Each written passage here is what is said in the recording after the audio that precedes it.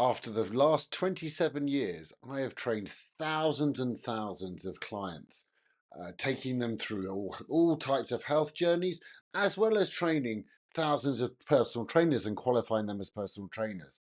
And what I've learned over that 27 years is that people really struggle to make change. And those people that struggle to make change the most generally are really busy people. So if you're a busy person, who's found that you've tried and failed many times before to be successful with a weight loss journey or a fitness journey or just a general health and well-being journey, well, don't worry, I've got you covered. Because what we're going to go through in this video is a system that I created for people just like you. One of my clients once said to me on this system, I love it. The fact that I'm working so hard at the moment that I have no time for exercise, I can't even really think about the types of foods I'm eating. I'm just having to react and eat what I can, but still had other habits to focus on that meant they were always moving forward, always moving up. That was unique to them. And it's a unique system that I've created that's going to give us a whole plan of what to do individually for yourself. Yeah, that's why this plan is unique. It's a system that takes into account you and where you're at and what you're able to continue doing. Okay, and it was built out of a whole process of do less to stress less. It's like a philosophy, and you can watch that video up here, somewhere around here. Anyway, you can watch that video and find out really how that came and bear to fruit, and what you can do moving forward, and what this system is underpinned by.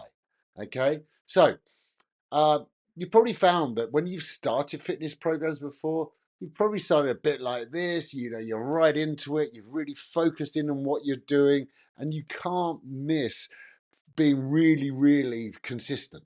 Yeah, maybe you start really consistently, but over that time, you really find that you're not able to stick to it. You know, you end up really beating yourself up about not being able to do it.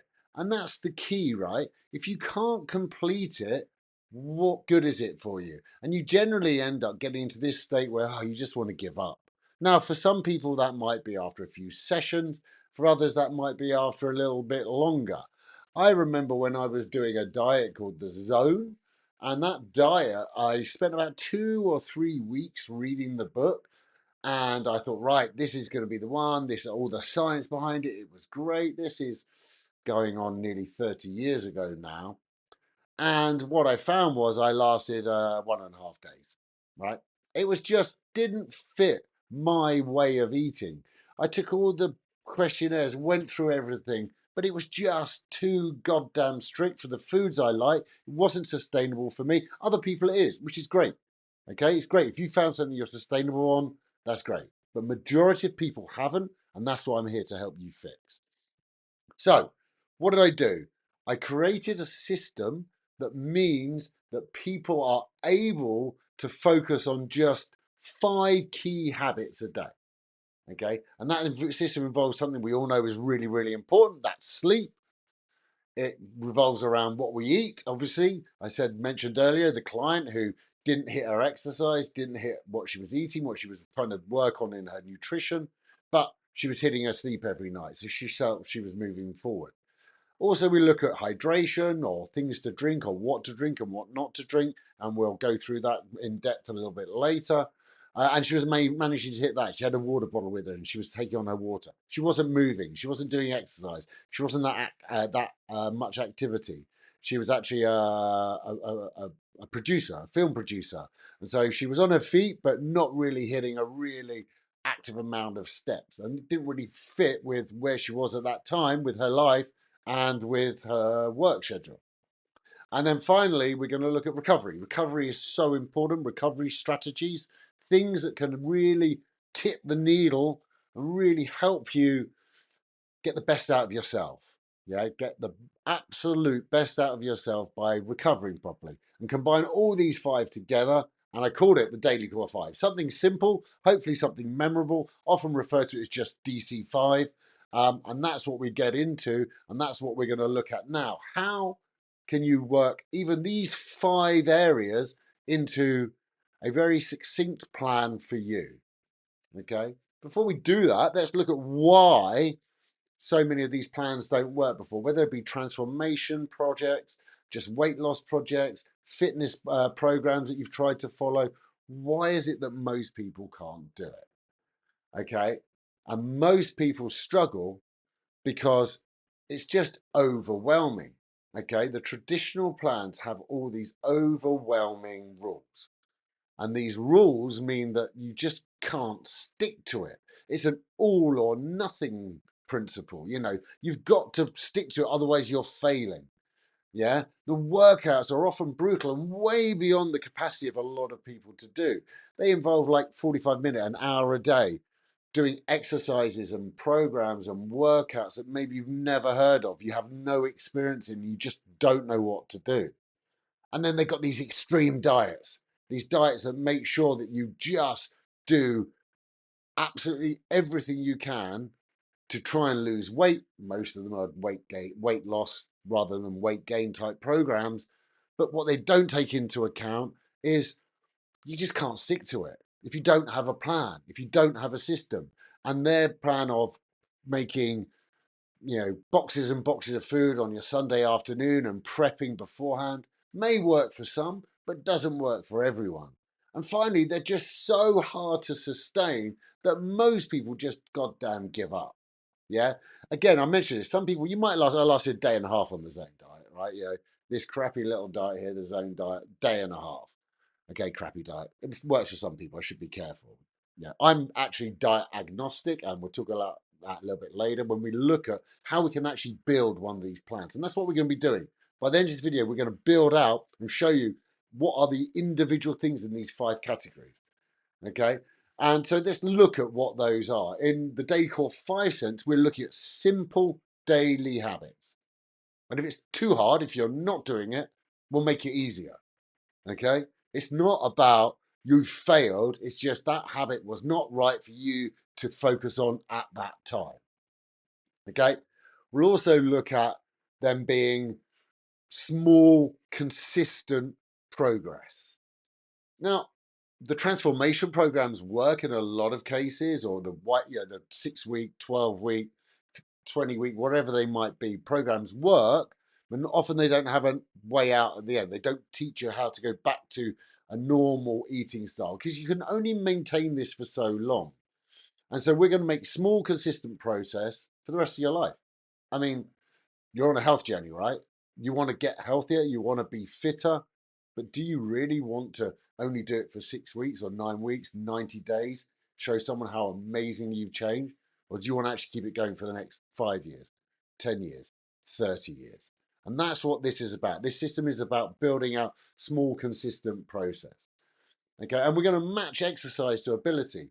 If you haven't done any exercise, say you're 51 like myself, okay, now I've been exercising, I've been in this industry over 27 years, and I've trained people in Olympic lifting, kettlebell lifting.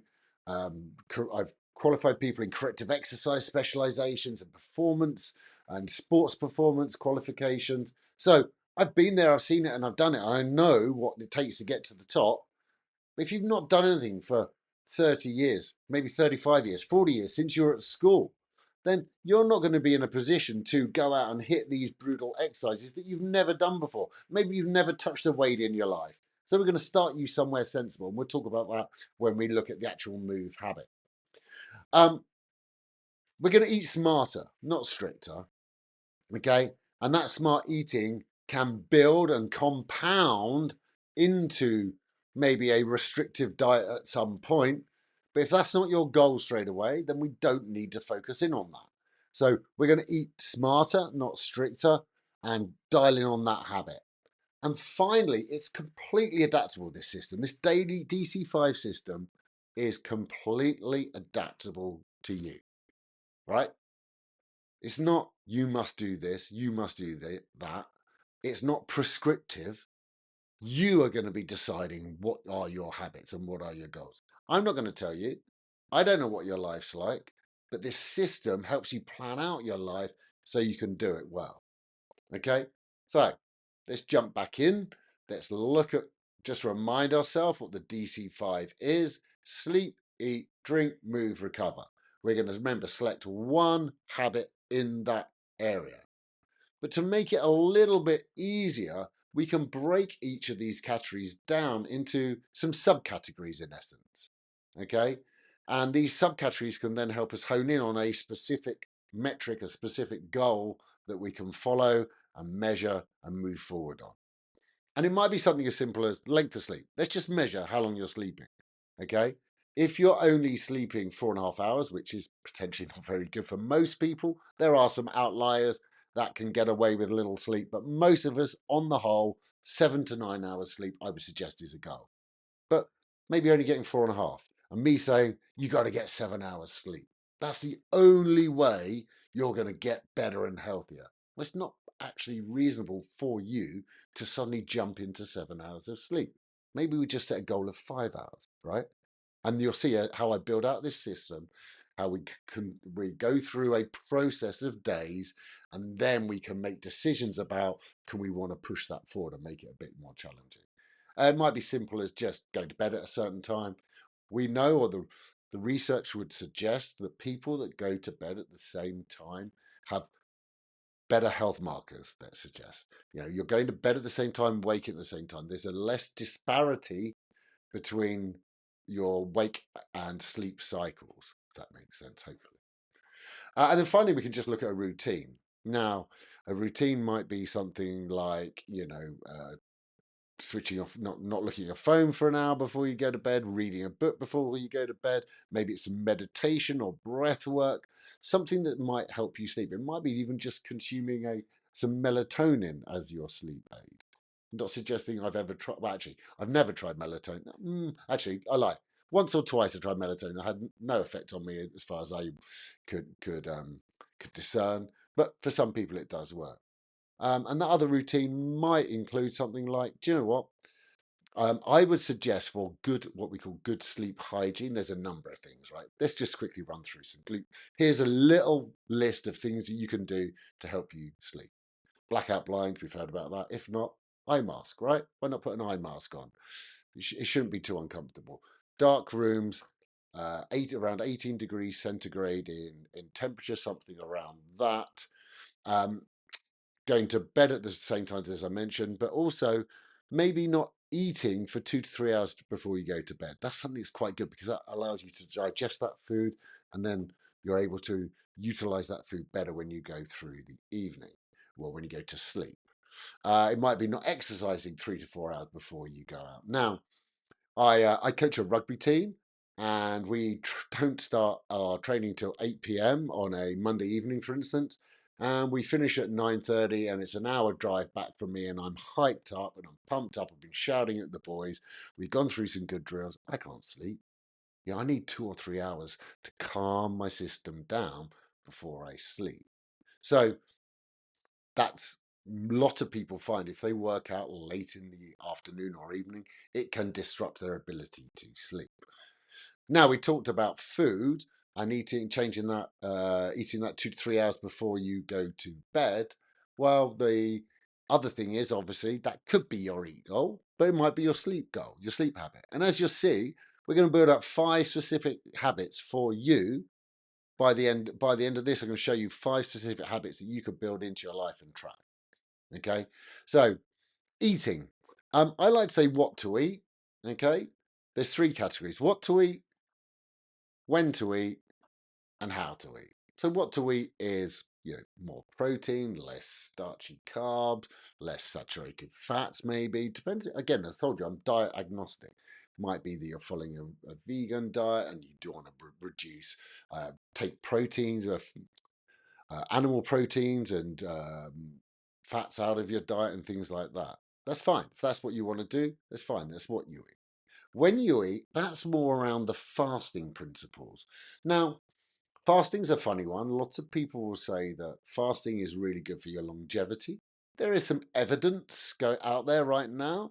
I'm not sure whether it's been fully linked to 100% statistically significant results. The problem is it's so many different things can go on in the body. But what I use it for, and what I've used it for successfully with myself and many of the clients and many people that have been following the DC5, my private clients that have been doing this, is when we follow a eating window, so we're fasting for say 16 hours and an 18 window of 8 hours, I find it easier to control my calorie intake. And on a weight loss diet, it's one of the foundations of weight loss. You need to be in a calorie deficit. And then the last thing is how to eat. And I used to always find that when I was out with friends, I would look around a table at a restaurant, I'd look down at my plate and it'd be empty. And everyone else would still be cutting their food up, chewing their food, taking a sip of water. And what I found out was I was always finishing first. And I didn't actually take time to actually chew my food properly, drink some water, and do different things. So, how to eat is about that mindfulness thing around eating. So for me, one of the things I did in one of my strategies I used was when I ate, did I put my knife and fork down between every bite? Okay, and that was the habit. That was it. That was the one thing. Didn't worry about carbs, protein, fats, nothing like that. Didn't worry if I was on a fast or not on a fast. Just focused on eating slower, and it really worked. It started to make it more prominent in my mind, and that's why we follow this system, right? You need to keep this stuff prominently in your mind, and you need to track it daily. Otherwise, you're just going to forget it. Okay, moving on to drink. Now, I always say water, water everywhere. Why does no one drink? I mean, I would suggest that humanity is chronically dehydrated. Now, I don't know how I'm coming up with that figure. I just know when I've changed my own fluid intake and tried to drink around 3 litres a day seems to work for me. When I'm exercising outside, I live in a very hot Asian climate, which means that I sweat a lot. I need to replace those fluids. So sometimes I up that to 4 litres for me if I've been exercising outside. But everybody's individual, depends where you live. But I would suggest 2 litres, 8 glasses of wine. 8 glasses of wine? No, not 8 glasses of wine. Sorry about that. 8 glasses of water a day. Now, what's a glass of water? I don't know, 250 millilitres. If you're American, I don't know what your fluid ounces are about. You're the only country in the world that does it. So I don't know, look it up. A glass, 250, 330 millilitres. A can of soda water, the normal size, small ones, not the tall boys. That's around a glass of water, something like that. So really, really important. Other people like consume too much sugar. Either they might consume sugar in their tea and coffee, they might just drink sugary drinks, fruit juices, sodas, things like that, and they want to decrease the amount that they're consuming. They're empty calories, they're wasteful. I wouldn't even bother drinking them. Personally, I don't. Sometimes I might have some fruit juices, maybe once a month, and over that, maybe once every 3 to 6 months. It's not something I consume much of, but water is. So it's never really been something I've needed to work on. I've never been a soda drinker. Something I do like a lot of, however, is caffeine. Yeah, this caffeine, something that keeps me going. I might take a sip actually. Been going hard at this non-stop. So caffeine, good for some people, not so good for other people. It really depends on your genetics. Something I'll talk about in another video, genetics. But for caffeine, some people find they can't get to sleep. They need to reduce the amount. They can't get to sleep if they drink it past 2 p.m., 4 p.m., whatever it might be. So personally, for me, I'm not worried about my caffeine. I do focus on my water. Sometimes I create maybe that water around electrolytes. As I said, living in the humid Asian climate I find that I then have to replenish my electrolytes. And electrolytes for another time, but might be a strategy you use as not water, but water with electrolytes in and having that daily sodium, potassium, magnesium balance that everybody needs for optimal performance, optimal human hydration. Moving on to move. Moving on to move. Move. Okay. Exercise. Well, no, I'll come back to exercise. Let's start with activity. What is activity? Well, activity is sometimes called NEAT, non-exercise. Oh my God, I can't remember it off the top of my head now. Non-exercise adaptation thermogenesis. Can't remember. Not important. Basically, it means moving around and using up your energy. Okay, so walking, going upstairs, going downstairs. You know, that's actually quite tough if you've never trained hard and done a lot of stair training. Going down is just as hard as going up on the legs, that is, muscles, not maybe on the heart. Anyway, I digress. Activity is generally based for me around steps. How many steps am I going to get in a day? I have used this with clients where they've gone, right, well, I don't really have, live in this hot, humid client. They're going to take a taxi to work, so they're not sweating in their suit by the time they get there. It is a common problem over here. But they'll, instead of taking the lift up, maybe they'll walk the 3 or 4 flights up. Or maybe if they do take the metro system here, they're rather than just get down the escalator and get onto the train, they'll walk all the way to the end of the platform, just a few extra steps, and they'll track that. So if they do that every day, they're hitting their goal of a little bit more activity. These are the small little hacks I try and use with my private clients, moving lots of them here, traveling around a lot on planes, moving a lot in the airports, all of that sort of thing. Obviously, we've got exercise. Difference between activity and exercise, I generally say, is changing your clothes, right? I change my clothes to exercise. Activity is what I do without changing my clothes. So exercise could be cardiovascular, could be weights, could be a mix of the both. So cardiovascular is running, walking, swimming, cycling, all of those things. Resistance is lifting weights, maybe your own body weight, maybe external weights in a gym or some home weights or anything like that. Now, it's not for me to get into the depths of exercise here, but I did mention about this system being adaptable and how so many people are brutalizing themselves with workouts that they just have no idea how to do, how to do safely, and how to keep it going because they're hard, okay, and they hurt. Yes, exercise hurts. No, I don't enjoy exercise. I've been in this industry 27 years and I've yet to enjoy a single workout that I've done. Now, I enjoy the feeling after the workout. I enjoy the positive feelings I get having done it, the win. But no, I don't enjoy it. I don't enjoy the pain of doing the exercise. I have to drag myself out, just like you, just like so many people. When I'm training all the personal trainers I do, I often get them to raise their hands if they like exercise. And then all of them, hands straight up. And then I call them crazy because their clients will not enjoy exercise. Yeah, most sane people don't enjoy exercise, but we need to do it. And we have to do the painful things.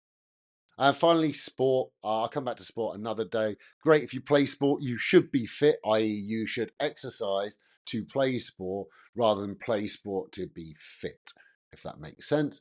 We'll go into sport another day in depth. And then finally, the final part of this is recover. What do you need to do to recover your system?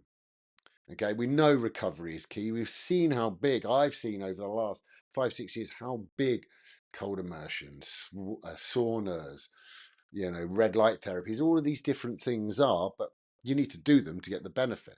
So again, I've broken this down into 3 categories. You got body, so that might be soft tissue work like a massage gun, something, or a foam roller. Yeah, it might be just doing some stretching. You might have an injury and you might have a physio who's like, you need to be doing these exercises just 3 to 5 minutes a day. Well, here's a perfect place to put it in. It's your recovery. It doesn't need to be exercise. You can go on top of the exercise by coming here and focusing on the body part of recovery. And remember, we're not selecting one for each of these subsections. We're only selecting one in each subsection. And I'll show you that in a moment. Mind, meditation, breath work, yoga, anything like that that you consider more of a mind relaxation, stress relieving part to life, then or activity, then that could be your recover, just doing that daily. And finally, we talk about supplements. Um, I'm not great at taking my fish oils. I've only got a few left. It's something that I don't eat fish. It's a taste thing. I can't stand the taste of it. I don't eat anything from the sea. I miss out on great sources of protein and good fats, but I have to supplement. And I haven't been great at taking supplements throughout my life. We'll talk about supplementation in depth another day around creatine and why I think creatine is not base for everyone, but come back checking on that one later on. But yeah, supplementation is important for some people if you're not hitting the right levels. Other people, it might be like they're not good at taking their meds at the right time. right? Then maybe they take their meds every day from their doctor, their prescribed meds. I'm not a doctor. I'm not going to say what you should and shouldn't be taking that in medicine wise, but maybe you take them at 8 and you should be taking them at 7 a.m., right? Maybe you make that your goal in this. So what I'm trying to say is that is why we have this such adaptable program. Okay, adaptable program in these 5 key areas of health. Actually, what I've done is I've created a healthy habit scorecard. You'll find the link in the description below, and it's a free scorecard for you to take to measure yourself across these 5 areas. And it will give you a detailed report of how you're doing on the whole, how you're doing in those 5 areas individually, and how you are then can change. I'll give you some ideas of how you can change and incorporate better things in your life through that scorecard. So take the questions, fill in the scorecard. It's completely free. As I say, link in the description below. Go and give it a go. So we've talked about the 5 habits. Okay. What do we do with those 5 habits? I haven't shown you how to decide on them yet, but let's just go over the concept of how this system works. DC5 system. It's a 15-day system. That's it. 15 days. Okay. We're going to try and repeat those 15 days, day after a 15 block, day block, 15 day block, 15 day block. And I find this 15-day system quite good because I find a lot of people that like, oh, I'm going to start on a Monday. I start my diet on a Monday. Screw that. It's a Wednesday start now. 15 days means we're going to cycle through, start, things changing at a different day of the week throughout the time that you follow this system, whether that be 2 months, a year, whatever. So just select one simple habit in each DC5 category. Okay. Then track it. Yeah, we have to track it. And I'll show you how I track it. I got a little Notion template that I use to track my habits on a daily basis. Just tick them off. There we go.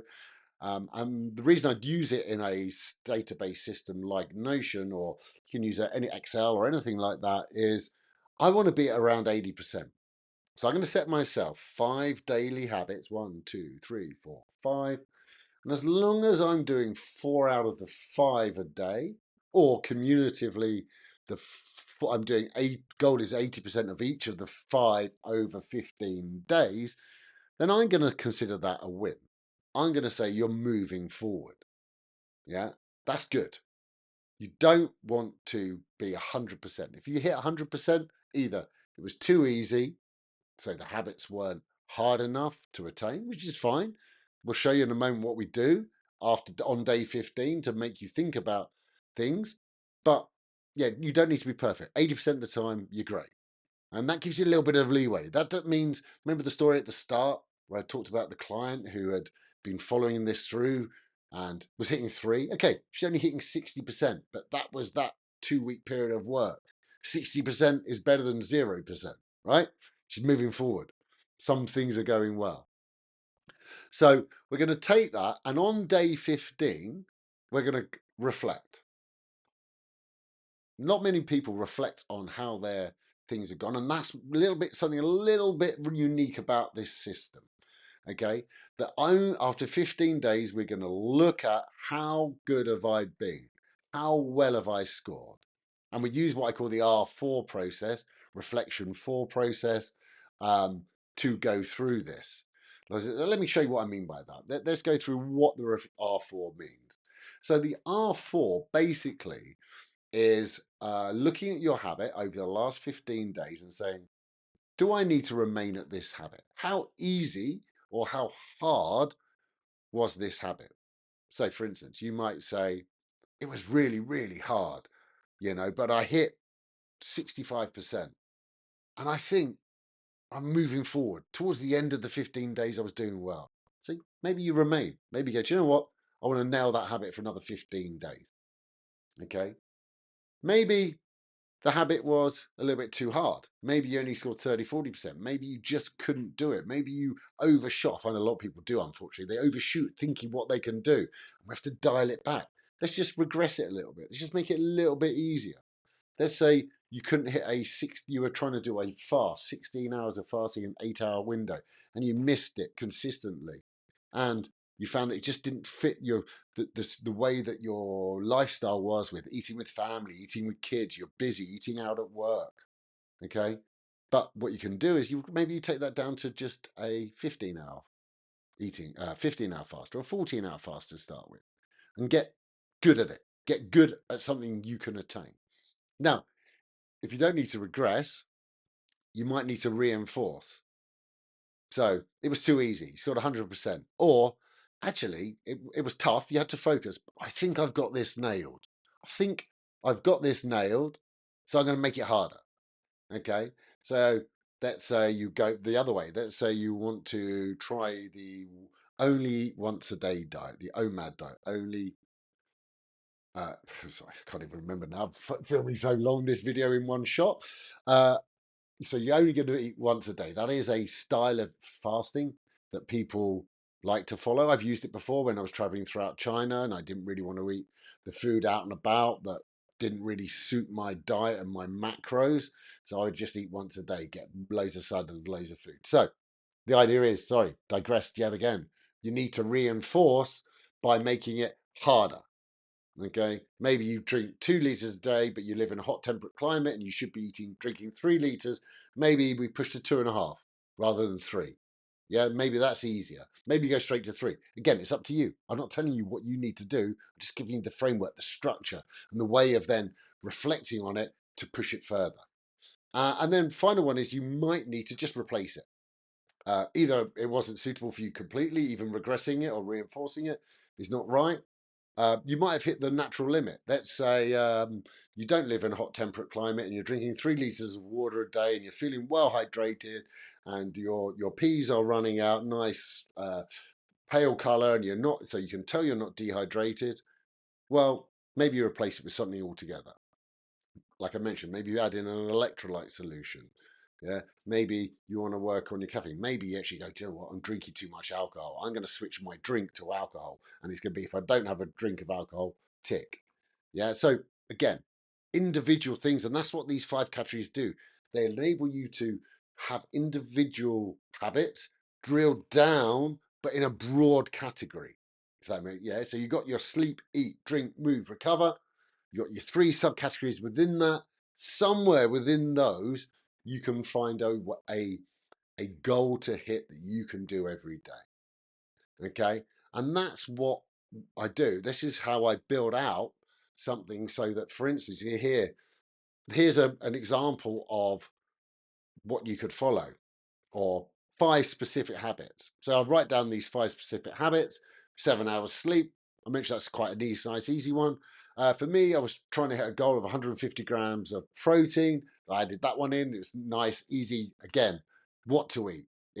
I'm eating this amount. It's measurable. I can track that. No sugar drinks. Well, that's not something I've ever struggled with. I thought I'd put that in as just a little different to the normal one that you might think about hydration. Move. You'll see here that it says 6,000 steps or 20 minutes exercise. We'll talk about that. That will be something that we'll go into depth with. Why is it 6,000 steps or 20 minutes of exercise? And then finally, you can see my one with my omega-3, get it in picture, and consuming the omega-3. That was just an easy one for recover. As I said, it could be many other things. And what we do is we then track that, or I track this in this sheet, ticking them off every day that give me that absolute goal of where I want to be. Oh, sorry, how well I've been doing at the things that I think are important to me.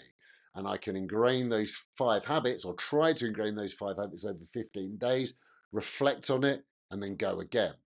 So what I said is we're going to build out this. We're going to actually go through it individually, how to build out and make the decision process about what you're going to do. And I'll show you how to do that right here in this next video.